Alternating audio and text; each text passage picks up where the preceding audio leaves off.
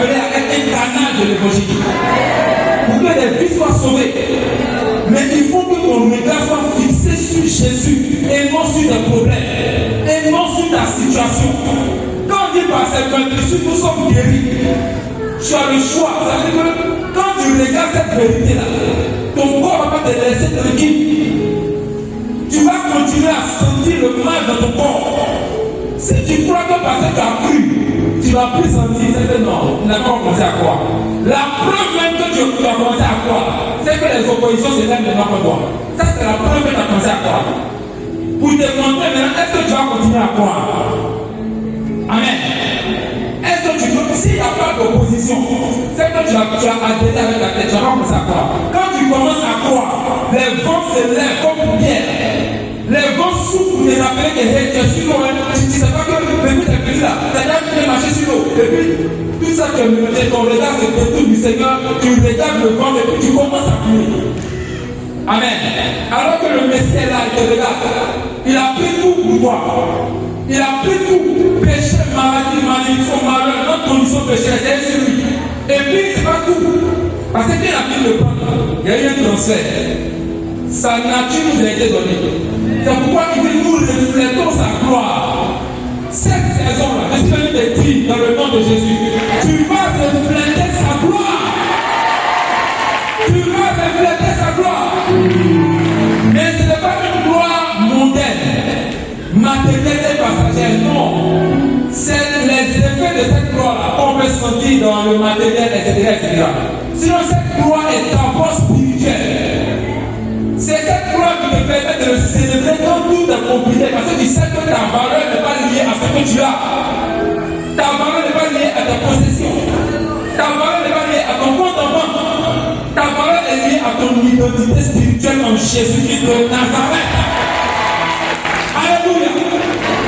Prends conscience de ça. Et plus tu gardes cette vérité en toi, il va maintenant faire grandir cette gloire-là. Il va te transfigurer en cette même image de gloire. Elle va devenir encore plus grande. Et plus elle s'agrandit, plus elle va commencer à affecter dans ta vie existentielle et matérielle. C'est pourquoi on peut voir beaucoup de gens qui ont commencé. Ils étaient quoi de la même manière au début qu'ils le sont maintenant. Mais au début, là, c'était la galère. On marche pour aller prêcher.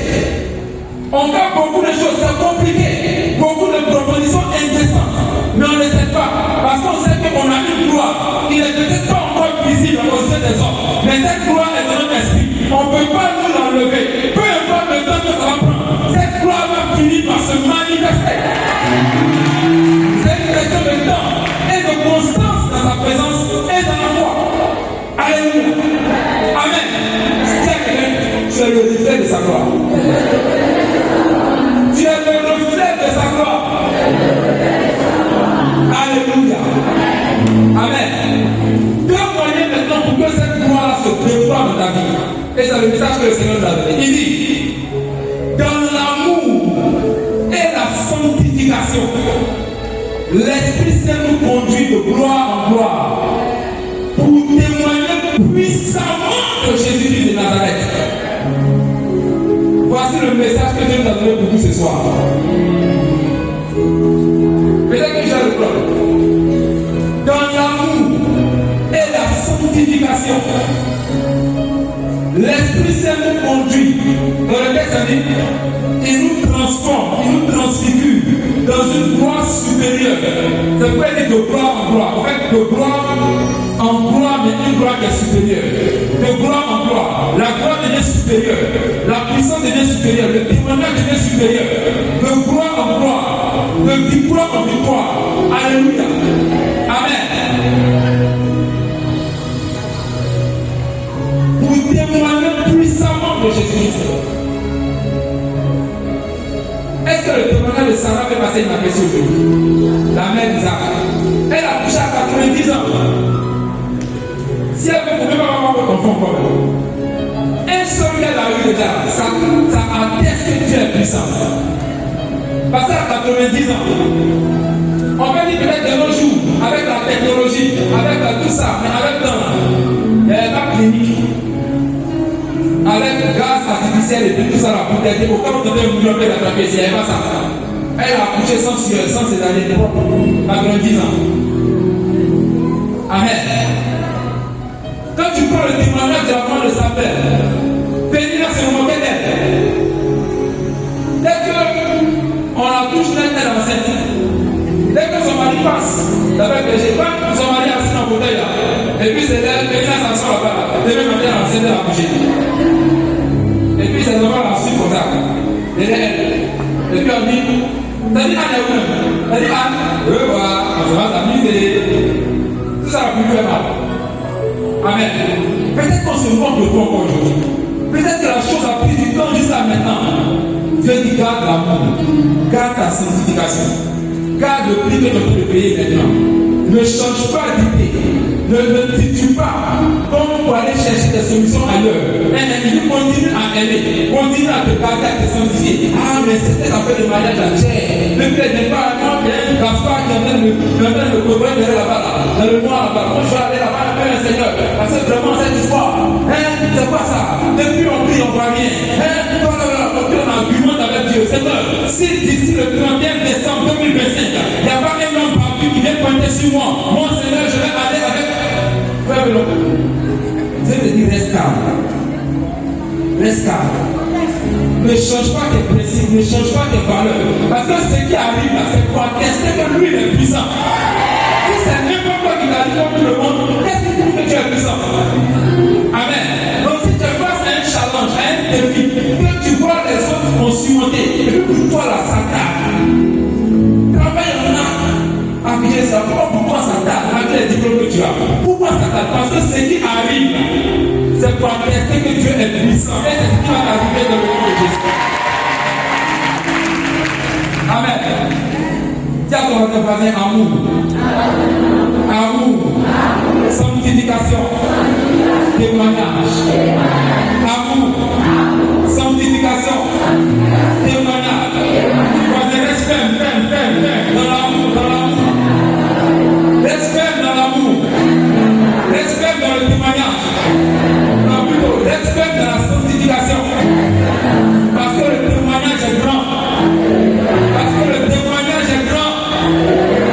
Au nom de Jésus-Christ. C'est deux enfants qui ont été sans sueur. En France, c'est bien qu'on fait souvent. Sans sueur. Ça va être Amen. Des choses étranges vont arriver à partir de maintenant dans le nom de Jésus.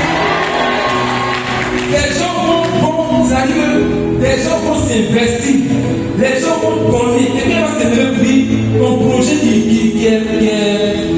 est chiffré à 15 millions. Moi, je prends en charge. Moi, je ne le connais pas bien. Mais il a ça comme fardeau sur son cœur. Tant qu'il n'a pas fait, il n'aura pas la peine. Parce qu'il y a un mandat qui était décrété au ciel. Quelqu'un va venir comme ça pour dire tiens, voiture, tiens, prends. Comme ça. Des choses bizarres vont arriver à plusieurs personnes à vous. Mais seulement garde ton amour. Garde la sanctification. Garde le regard fixé sur le Seigneur. Parce que tu sais ce qu'il a fait. La Bible dit, Moïse, il était chez Pharaon. Il dormait chez Pharaon. Il avait tout le luxe qu'il voulait. Mais la Bible dit, il a vu une gloire.